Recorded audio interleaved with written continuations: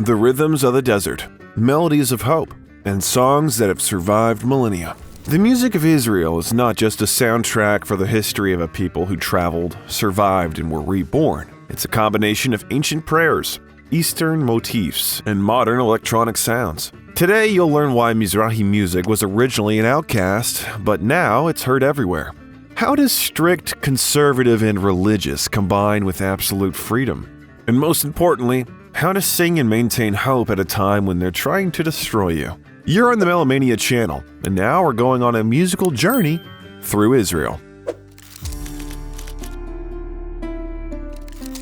The history of Jewish music begins with the very history of the people of Israel, deeply rooted in biblical texts. So the first music should be sought there.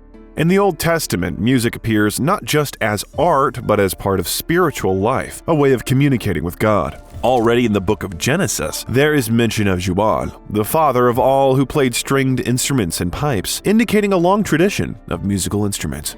And it's not surprising because music accompanied important events from religious ceremonies to holidays, military campaigns, and even the profession of medicine. For example, King Saul, the founder of the Israelite Judean state, was soothed by the sounds of the harp played by young David. In addition to the kithara, most people used other instruments in ancient times. For example, the shofar, a ram's horn trumpet, is still used in religious ceremonies.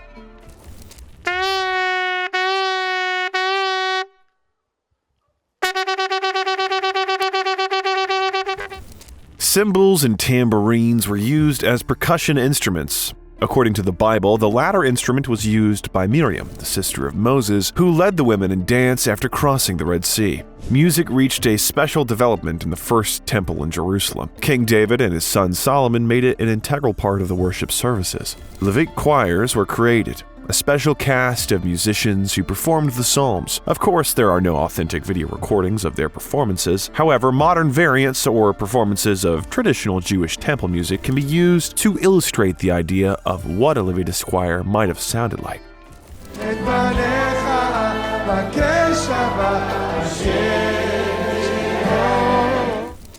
After the destruction of the first temple by the Babylonians in 586 BC, Jewish music underwent changes. Since most Jews were in exile, they were unable to offer sacrifices or observe temple traditions. Therefore, the religious center shifted to synagogues, places where the community gathered to pray, read the Torah, and study the law. Synagogues began to use a new musical style.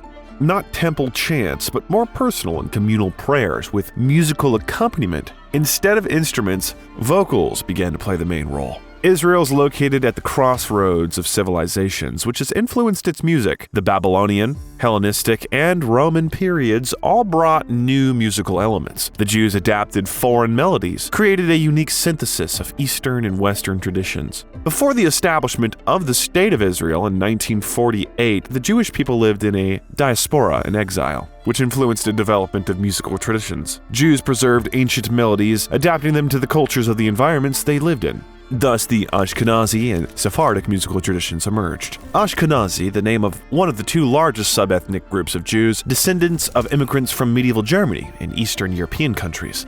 In the process of Jews' assimilation in the German environment, the Yiddish language emerged, which later became one of the most widespread Jewish languages. In the same way, there appeared culture, including Ashkenazi music. Today, there are about 13 million Jews in the world, most of whom identify as Ashkenazi, so their music is also very diverse and multifaceted. Among them, Jewish folk songs play a significant role, as does the genre of klezmer, instrumental music. Here is a good, well-known example.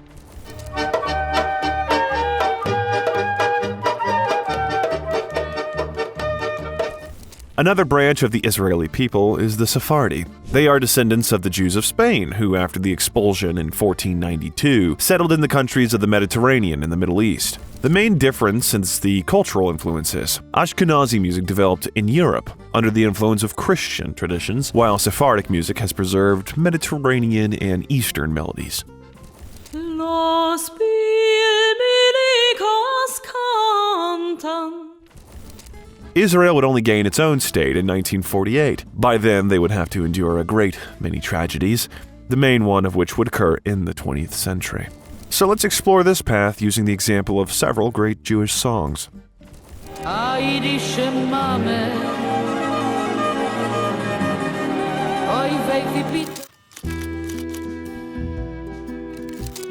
There's a wonderful story about how a touching song became a global hit and a target for the Nazis. Sophie Tucker, a Ukrainian-American singer and comedian, was known for her candid songs about love, men, and money. But when the singer took the stage in 1925, she had something else on her mind: her mother. That night, Tucker debuted a new song. Instead of singing about dating or success, it was about a successful person mourning her late Jewish mother who had suffered in life. Performed in English and Yiddish, the song became a hit. When Tucker finished singing, the audience literally cried, and although she felt a deep personal connection to the song, Tucker didn't know she had just performed the national anthem. My Yiddish mama, I'd love to kiss that wrinkled. The 1928 recording sold over 1 million copies, performed in Yiddish and English. My Yiddish Mame took the world by storm in the 1920s and 1930s, voicing the complex feelings of many immigrants about assimilation and the grief they felt for their mothers. The song struck a chord with both Jewish and non-Jewish audiences. It was written by poet Jack Yellen and composer Lou Pollock. Yellen, known for writing upbeat songs, outdid himself this time. At that time, Jewish immigrants flooded the United States, driven from their homes by pogroms, institutional discrimination, and anti-Semitism that made life in Eastern Europe unbearable. Between 1881 and 1924, around 2.5 million Jews came to the United States from Eastern Europe seeking opportunity and religious freedom. They brought Yiddish with them, and soon Yiddish newspapers, books, and theaters were booming in New York City. The song became so popular that Sophie Tucker went on a European tour, but not everyone liked the composition. When Hitler came to power in 1933, My Yiddish Mame was one of the songs banned by the Nazis. The song she popularized was later sung in concentration camps by Holocaust victims. Tucker performed for American troops during World War II, and her moving song even became part of one soldier's tragic story.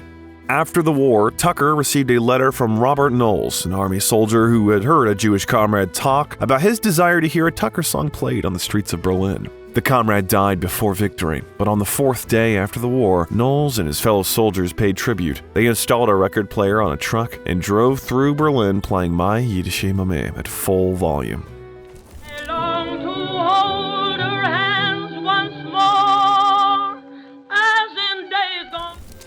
Today, My Yiddish Mame is seen by experts as an expression of nostalgia by Jews like Tucker who felt the pressure of assimilation. For Jewish immigrants to the United States and Holocaust survivors, the song spoke of the importance of family, resilience, and the sacrifices of Jewish women. The period of World War II was tragic for the Jewish people, but even in the darkest times, music remained a source of hope and resistance. In ghettos, extermination camps, and places of exile, people sang songs that supported the morale and preserved the identity of people who had to endure such a terrible ordeal. The victims of the Jewish genocide included people from a wide variety of professions, including creative ones. Despite the hardships and suffering that befell them, musicians and composers who became prisoners of Nazi camps continued to create and leave a great musical legacy for future generations. Ilse Weber was born in Czechoslovakia and wrote songs and poems, but her life changed after the occupation. After her city was annexed by the Third Reich, Weber and her family suffered various persecutions, leading to her deportation to a concentration camp. She remained there until 1944, working in a children's hospital, writing poems and songs to entertain the young prisoners. In early 1944, when the residents of the children's hospital were to be sent to the east, Weber refused to leave them and voluntarily joined the transport to the Auschwitz-Birkenau concentration camp, where she and her son Tomas were murdered. Her husband Willie survived the war and managed to hide his wife's poems and songs in a garden shed before their deportation, then found them in late 1945.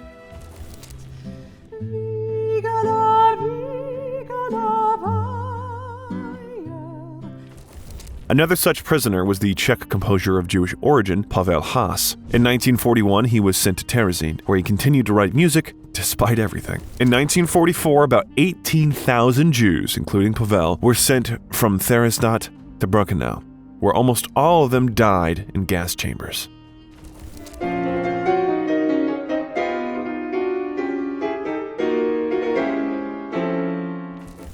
The famous composer Gideon Klein was held in the same ghetto. The head of a leisure department in Terezin was Victor Ullmann.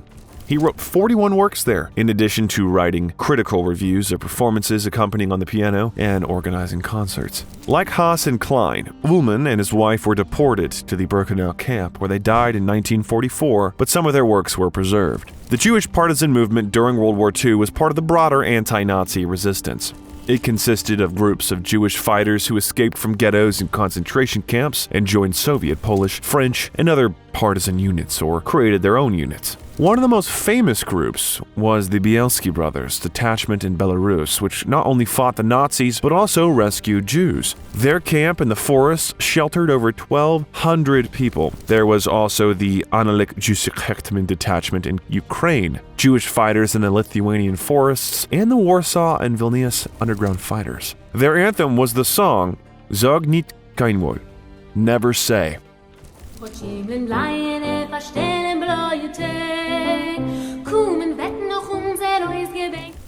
In this context, the story of a 98-year-old man who assembled a band of musicians who survived the Holocaust is impressive and fascinating. We all have one heart, so remember, we all the same, except people haven't got no feeling one for the other. We have to make sure the anticipation. Saul Dreyer was born and raised in Krakow. He is Jewish by nationality, so during World War II, when the Nazis entered Poland, the 15-year-old boy was separated from his family and sent to the Krakow-Plaszow concentration camp.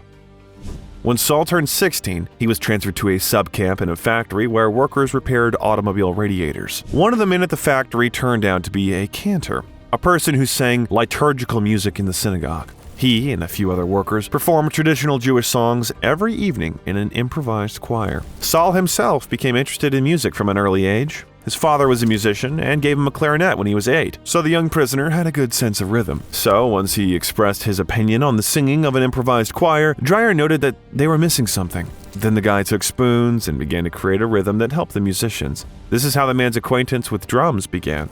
Later, Saul said that music saved him and distracted him from the fear of death.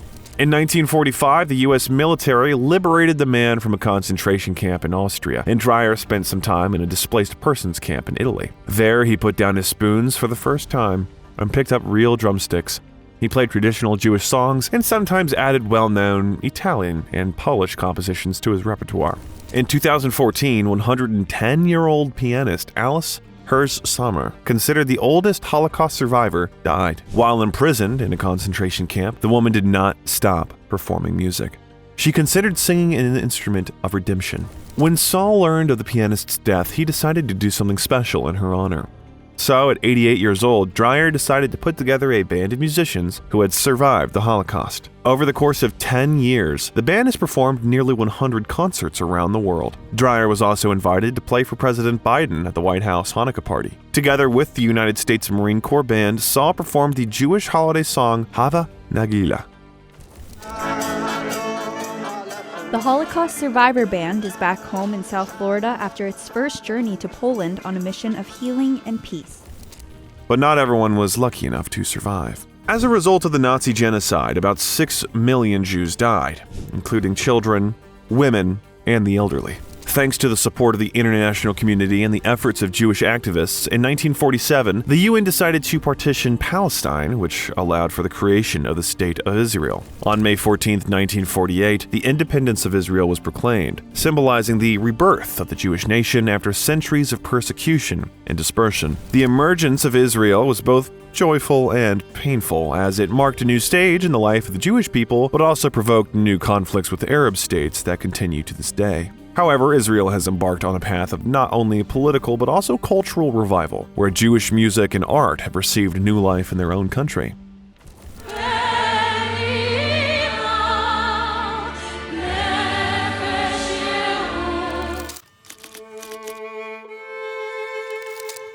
After declaring independence, the country faced a number of problems, including a huge wave of immigration from Europe, Arab countries, and Central Asia. This created a cultural cocktail where European, Arab, North African, and Middle Eastern musical traditions coexisted. During this period, many cultural aspects of Israeli society began to blend. The first wave of popular music in Israel was shaped by songs celebrating the founding of the state and workers' achievements, as well as patriotic compositions. At this time, the first wave of Israeli pop music emerged, where such famous singers as Shoshana Damari and Eyal Golan played a major role. The Israeli musical landscape increasingly began to be shaped by the influence of Hebrew songs, which were becoming popular among young people.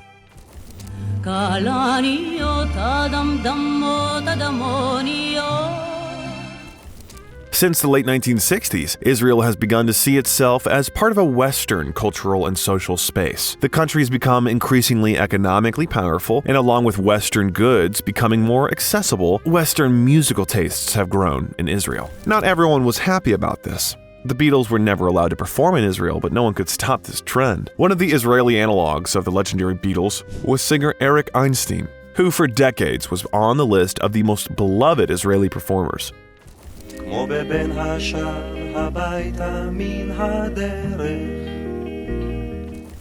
Einstein's first major musical success came with the band The High Windows. Their first and only self-titled studio album was released in April 1967, just 6 weeks before the start of the Six-Day War. Despite their music being enjoyed throughout Europe and Israel, the band disbanded after a year, citing creative problems and disputes between Einstein and the other members.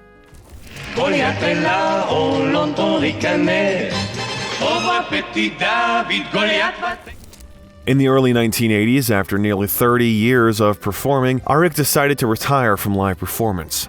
At the time, he admitted that he'd suffered from stage fright and shyness throughout his career and did not want to perform anymore.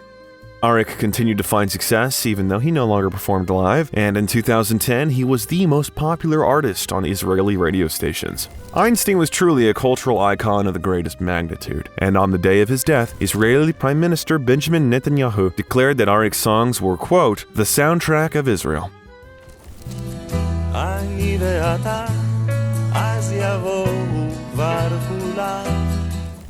One of the main sources of Israeli musical creativity has always been the Jewish religious tradition. At a certain stage, both authors and performers came to the conclusion that even traditional texts, including the words of prayers, could be performed in a new, fashionable way. The synthesis of new and old, eternal values, and modern packaging worked and became extremely popular. Thanks to new arrangements, these texts became even more popular and famous.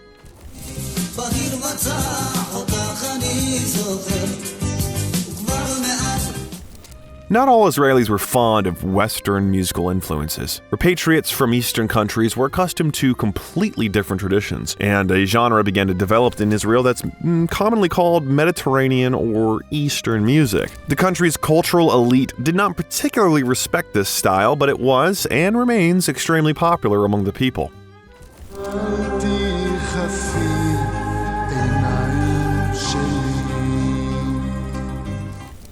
Israel is a place of continuous civilizational exchange. Its most notable result in popular music was the Mizrahi style. Like American hip-hop, it rose from the swamp to the pans, from the ghetto to the stadiums. Mizrahi in Hebrew means east. The term Mizrahi in the 1950s began to refer to Jews who arrived in Israel, roughly speaking, not from Europe, but from other parts of the world. Among the Eastern repatriates of the 1950s, there were musicians with glorious careers in the countries of origin, but none of them managed to truly enter the Israeli market. Some, like singer Zora El-Fasia, have completely disappeared. The superstar of North African music, who performed among other things at the court of the King of Morocco, was unable to integrate into the cultural reality of the new country and ended her days in poverty and loneliness. Many representatives of the next generation of Mizrahi Jews, already natives of Israel, preferred to realize themselves in other musical spaces. For example, in rock music. The Tel Aviv band, the Churchills, authors of one of the first Israeli rock albums, wrote music that gave almost no indication of the author's origins.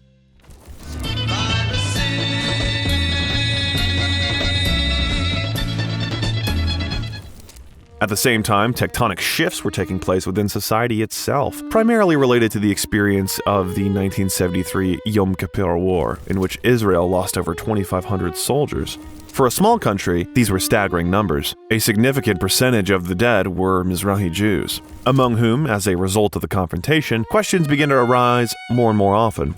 Why should we die for Israel? It's up to us, but if we want to govern the country, we should sit quietly and not come forward? Following the aftermath of the Yom Kippur War, singer Ahuva Aseri wrote the poignant song, Where's the Soldier? a rare Mizrahi manifesto on a socio-political topic dedicated to the son of her neighbor, the man who died on the battlefield.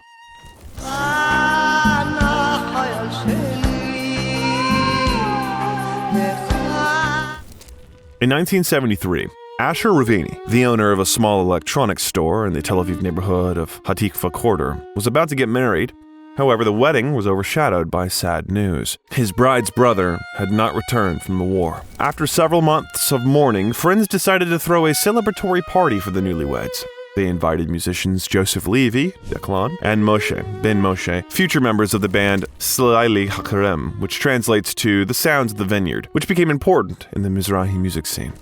Those who were unable to attend due to military service got the opportunity to hear the music thanks to a chance idea.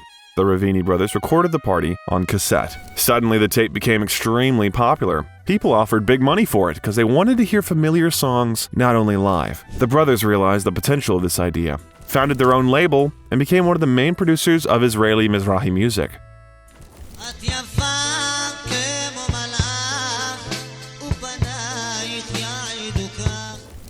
Zohar Argov became a star in the Mizrahi scene after his first single, and 2 years later, triumph awaited him at the Israeli Oriental Song Festival. The most important thing was not even the prize itself, but the fact that the 1982 festival was broadcast on national television for the first time. Thus, the track was heard not only by representatives of the artist's native community, but also by those who previously did not have access to such music. They heard it and fell in love with it. Mizrahi music has been integrated into the mainstream since the late 1990s while retaining its own style. In joint recordings by Israeli pop musicians and rockers, not only the specific artist was important, but also the characteristic vocal style of the Mizrahi singers.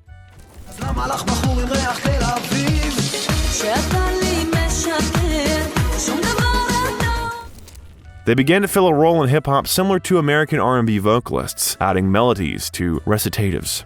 The most striking example of this approach is the duo Static and Ben El Tavori, where the MC combines his style with the vocals of a Mizrahi singer.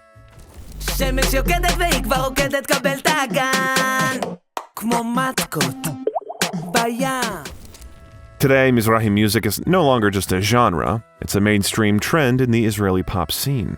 This style seamlessly merged with electronic dance music, hip-hop, trap, and reggaeton. Under the onslaught of Mizrahi music, not only new media but also traditional ones such as radio, television, and singing competitions succumbed.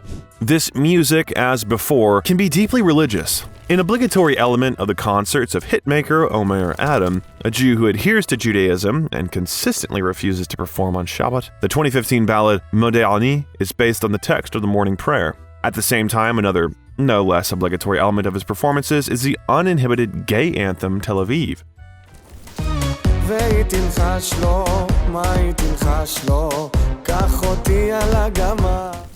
It's a characteristic that Adam, strictly speaking, is not a Mizrahi, or at least not entirely a Mizrahi. His mother is Ashkenazi, his father is a Caucasian Jew, and Adam was born and raised in the USA.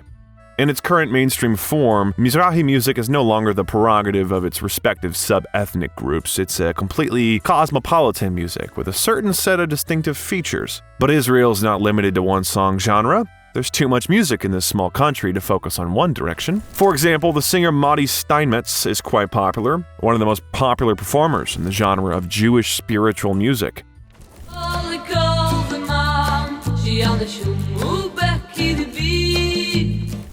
Steinmetz performs music in the style of Hasidic nigun, traditional Jewish melodies, with lyrics in Hebrew and Yiddish. His songs are often accompanied by orchestral arrangements and touch on themes of faith, prayer, and spirituality. His debut album was a hit in religious communities in Israel and the United States, even getting a gold certificate.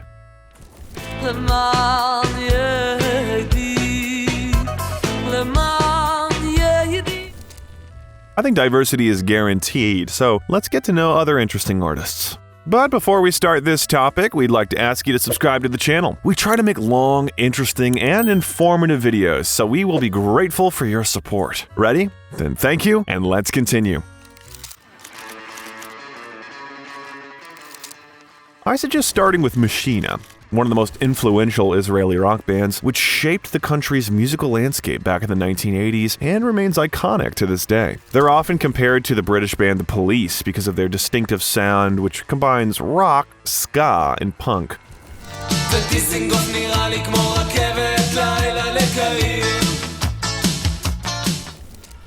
The band was founded in 1984, and they took the name Machina from a Soviet book on cybernetics, which talked about artificial intelligence.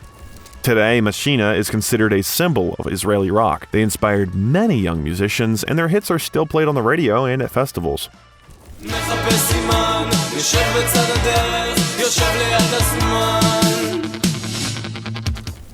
One of the most influential musicians in Israel is Barry Sakharov, also known as the Prince of Israeli rock.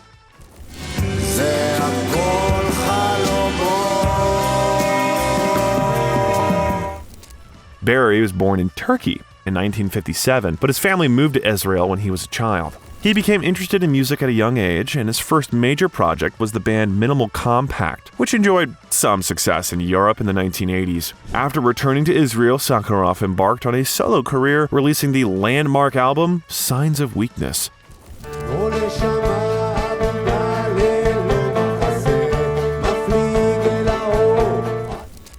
His work is often compared to David Bowie for its experimentation and changing styles. Like Bowie, Sakharov remains an icon of rock. His music continues to influence young artists, and his concerts gather thousands of fans.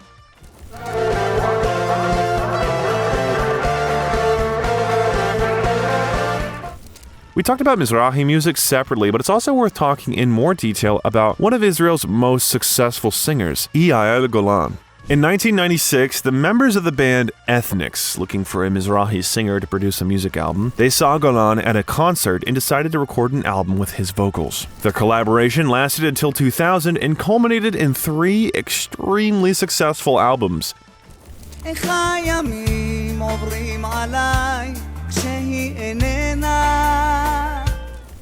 Golan not only popularized Mizrahi music, but also made it mainstream. He became the first Eastern singer to sell at the prestigious Caesarea Amphitheater, a venue traditionally associated with the Ashkenazi elite. Its influence on Israeli music is so great that in the 2010s, Mizrahi was no longer considered an ethnic genre. It became the center of Israeli pop culture.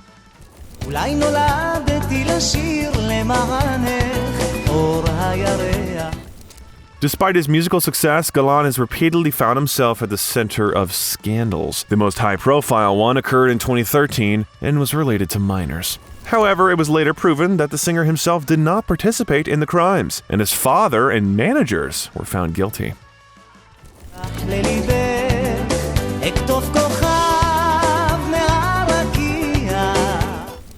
Folk rock singer Shlomo Artzi is also considered one of Israel's most successful musicians. His musical career began in the late 1960s as a soloist in the Navy Choral Company. Then he participated in the Israeli folk festivals and won first place there 3 times in 5 years.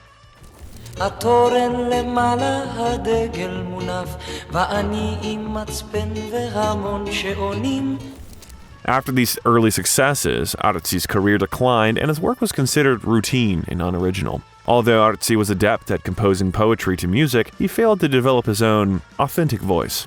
It was not until 1978, with the release of his album The Man Who Lost His Way, that his career began to gain momentum.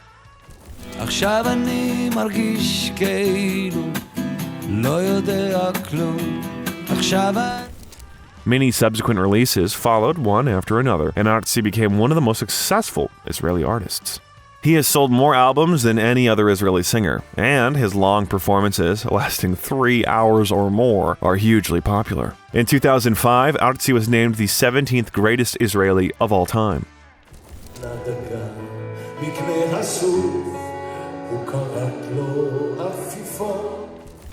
Between the traditional and the modern, singer Pierre Tassi skillfully navigates the Mizrahi pop genre. His music combines traditional Middle Eastern motifs with modern pop sounds, which has made him a favorite of the public.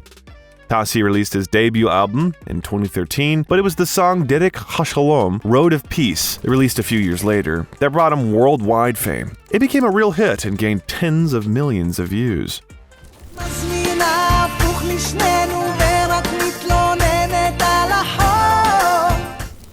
Tassi grew up in a culturally rich environment that laid the foundation for his musical career.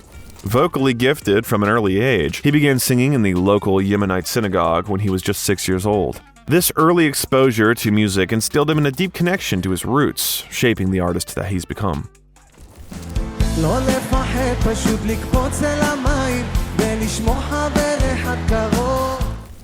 Pierre Tassi' personal experiences deeply influence his work, often reflected in his lyrics and musical themes. His relationships, both romantic and familial, have become a profound source of inspiration for his songs. They say that his concerts attract a wide variety of audiences because Pierre knows the secret of how to touch anyone's heart.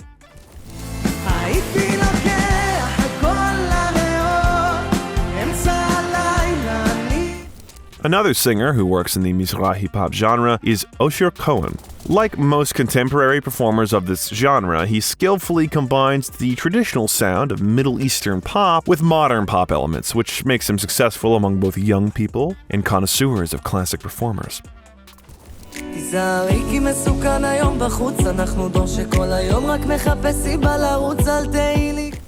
He showed an interest in music from an early age. From the age of 5, he studied at a local music school, mastering the keyboard, piano, baglama, guitar, clarinet, and violin. At the age of 11, he began performing as a keyboard player. Omer began his career as a songwriter for other singers and then began releasing his own tracks and quickly gained well-deserved recognition. This is evidenced by tens of millions of views, as well as crowds at his concerts who sometimes sing along with him.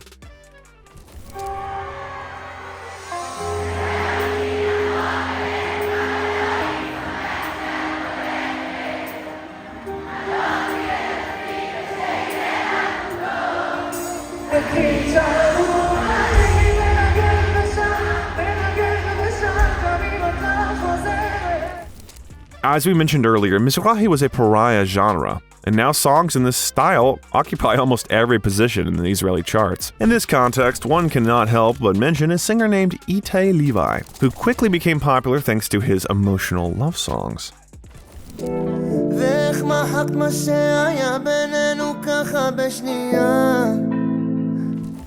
Itay's childhood was not easy. He grew up in a poor family, and his mother raised the children alone. Despite the difficulties, Levi was always interested in music and later began singing at weddings and local events. His style is modern Mizrahi pop with influences from electronic music and Latin American rhythms. His songs are played on all Israeli radio stations, and Itay himself has remained one of the most popular Israeli artists today since 2014.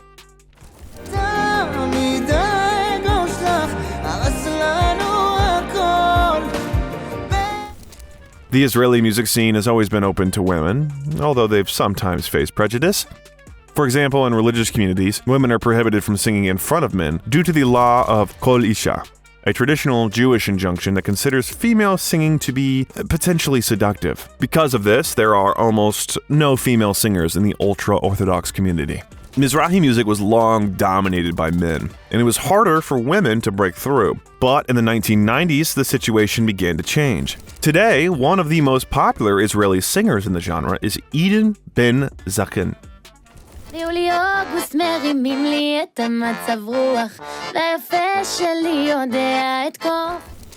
Gideon rose to fame after competing in the first season of X Factor Israel in 2013, where she came in second place. Although she didn't win, her career quickly took off, and she became one of the country's most successful singers. After the show, Gideon quickly became a star. Her debut album, Queen of Roses, was released in 2015 and was a huge success. The album's title song became a hit, and Gideon herself began to be called the Queen of Mizrahi pop.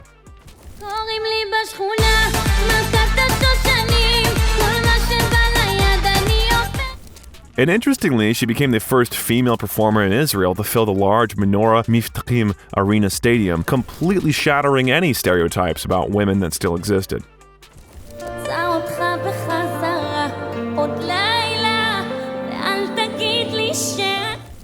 The next singer is often called a pop sensation in the headlines, and she is. Her name is Noah Carell. She started her career as a teenager and released her first song when she was 14. Yo, ready, set, let's go. Despite the high views, at that moment the singer faced a wave of negativity and ridicule. This not only did not stop Noah, but on the contrary, she continued to develop, and today her work almost does not resemble her debut.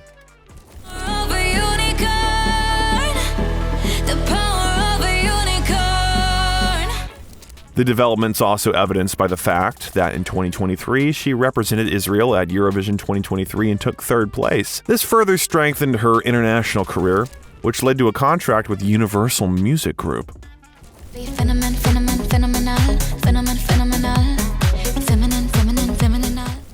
And so that you don't suddenly get bored, listen to Israeli reggae, represented by the band Hatikva 6. Its name translates as hope, and this is one of the main leitmotifs of this band's work.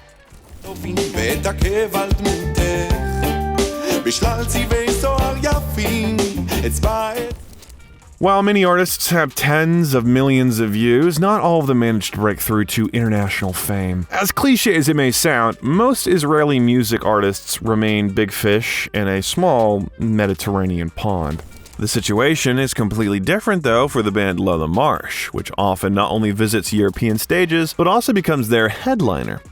Count to 10. The green man.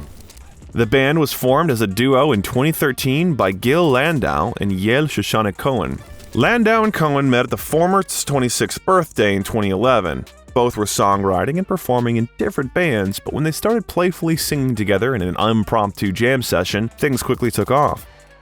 Sunday morning I wake up, you're beside me, breathing so.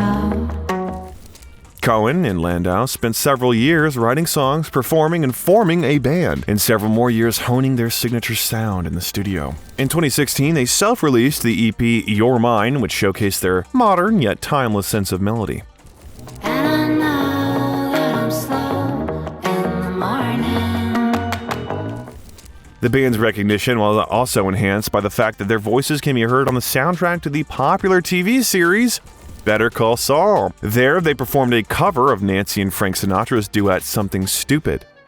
I practice every day to find some clever lines to say to make the meaning come through.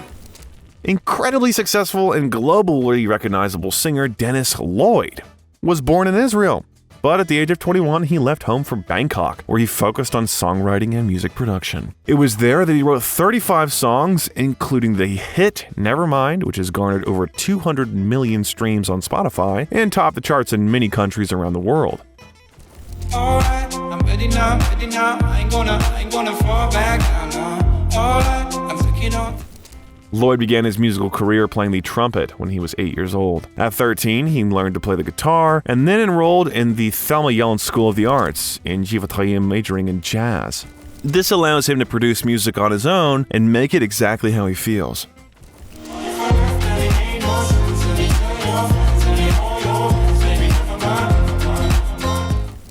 Following his debut EP, Lloyd embarked on a sold-out Never Go Back tour across the United States, Canada, and Australia, and performed at various music festivals, including Coachella.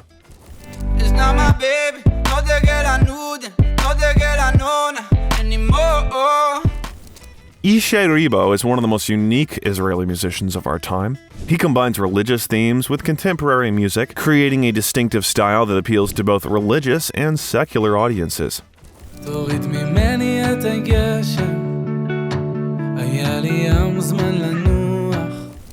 His lyrics are often inspired by Jewish mysticism, prayers, and biblical stories, but his sound remains contemporary, a mix of rock, pop, and Mizrahi. Ribo succeeded in making sacred music popular among the general public, which made him extremely famous in the country, and his albums went gold and platinum. Interestingly, secular audiences in Israel tend to avoid religious songs, but the quality of Ribo's music and artistic expression successfully bridged this gap. את הכוח לתקן ולשוב אליו. Israeli has a long history with the Eurovision Song Contest, and each participant can be told separately. They first won in 1978, then again the following year, and then two more in 1998 and 2018. Yizhar Cohen was the first Israeli to win the Eurovision Song Contest with the song Abba Nibi, which he performed with the band Alpha Beta. He was greeted as a national hero upon his arrival in Tel Aviv, and the English version of the song reached number 4 in the Swiss charts and number 9 in the Swedish charts.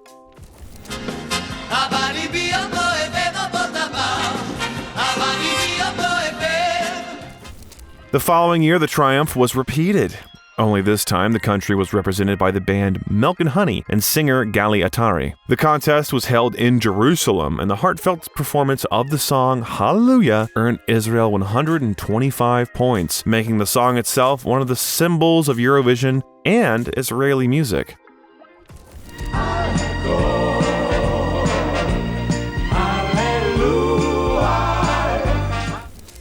The country's penultimate victory was in 1998 when Dana International performed the song Diva. Dana became the first transgender winner of Eurovision, which caused a lot of discussion in conservative circles, but also made her an icon of the LGBT community. And the victory itself became a symbol of progressiveness and openness in Europe.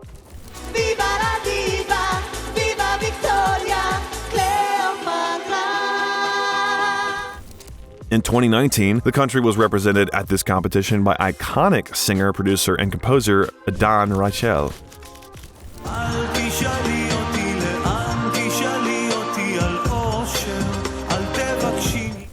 And although the results were far from triumphant, this did not prevent Rachel from continuing his already successful career. In the early 2000s, he recorded about 30 different singers, most of whom were from the Ethiopian community. Rachel wrote most of the music and lyrics for them.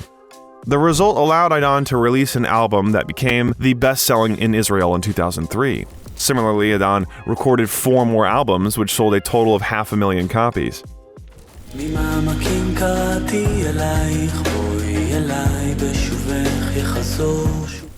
Israel's first Eurovision victory in 20 years was helped by singer Netta, who represented the country with the song Toy. I think you forgot that I play. My teddy bear's running away. The Barbie got something to say. Hey, hey, hey. Netta Barcelay is truly distinguished by her bright, eclectic style and slightly eccentric music, which is still catchy. She served in the army, where she performed as a member of the Israeli Navy Band and was its soloist. The phenomenon of the hit's popularity is connected with a sensitive topic. The composition, written by the artist, contains the line, "I'm not your toy, you stupid boy," which echoes the hashtag #MeToo campaign against sexual harassment, which began after the Harvey Weinstein accusations. I'm not your toy.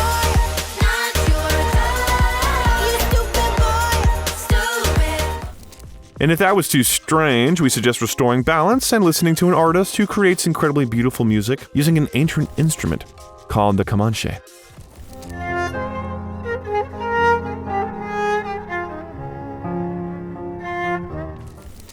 Mak Eliyahu combines traditional Caucasian motifs with modern electronic elements. His compositions are known for their meditative depth and cinematic sound. This has been noticed by film producers, so Mark's music can be heard as the main theme of the TV series Tehran.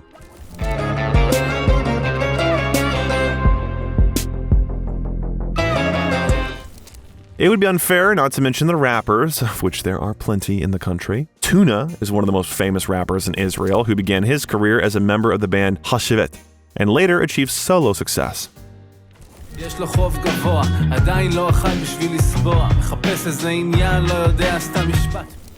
His second album, Tuna Park, became a cult hit among Israeli youth, and his rhymes and lyrics made Tuna the voice of a generation, and one of Israel's most beloved artists.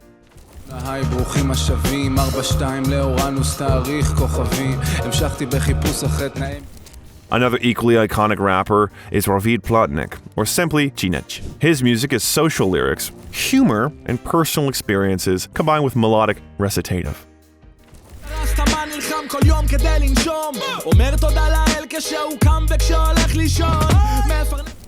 In 2011, Nett released his first album, but it went largely unnoticed. A few years later, he tried again, recorded another album, and found himself at the top of Israeli hip-hop. In fact, he remains there today, and here's why.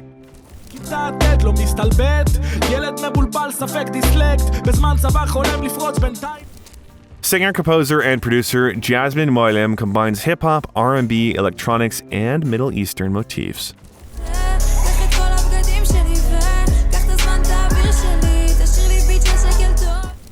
In 2020, she released her debut album, Jasmine, which became a hit in Israel. Her most famous track, Misiva, Party, established her as one of the country's brightest artists.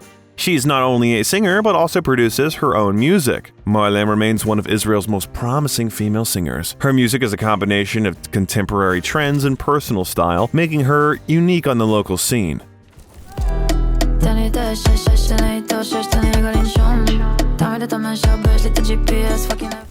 Of course, we can't cover every artist, even though we'd love to. If we've missed someone important, let us know in the comments.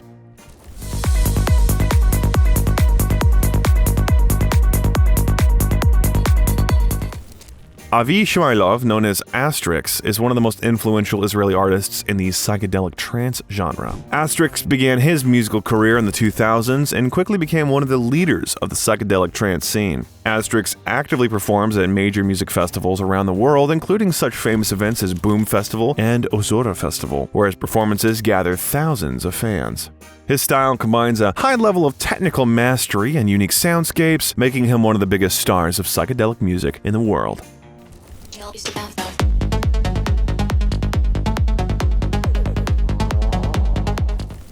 And I want to end today's video with a very unusual story. It's impossible to find a photo of this performer because he's not only a singer but also a fighter in a unit that disguises itself like Arabs for operations. He rose to fame in early October 2023 during the Swords of Iron War, when his TikTok video went viral. לצאת מהראש שלי, ללכת ולמכור בשוק את כל המחשבות שלי.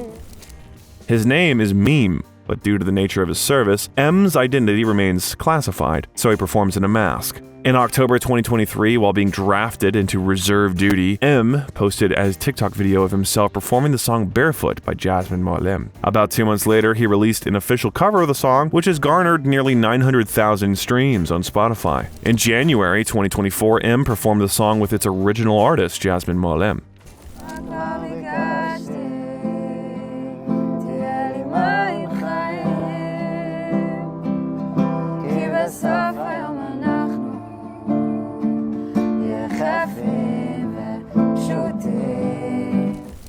On April 24th, 2024, M released his first mini-album, Returning Home, with 3 new songs. Also, on October 7th, 2024, M performed at the official ceremony commemorating the memory of those killed in the war, performing the song Broken Hearted by Hanan Ben Ari.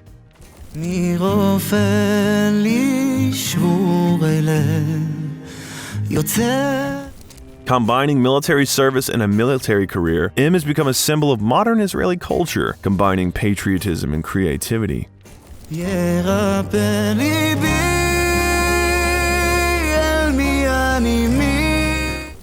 Unfortunately, our journey through the musical world of Israel has come to an end. I hope you discovered something new, maybe unexpected, and maybe you've already added a few Israeli tracks to your playlist. As you can see, this music is more than just a sound. It's about a 1,000-year history. The voice of a people searching for themselves between tradition and modernity. From prayerful niguns to explosive pop hits, from psychedelic trance to broken hearts and Mizrahi songs. All of these are not just genres, but a mirror of society.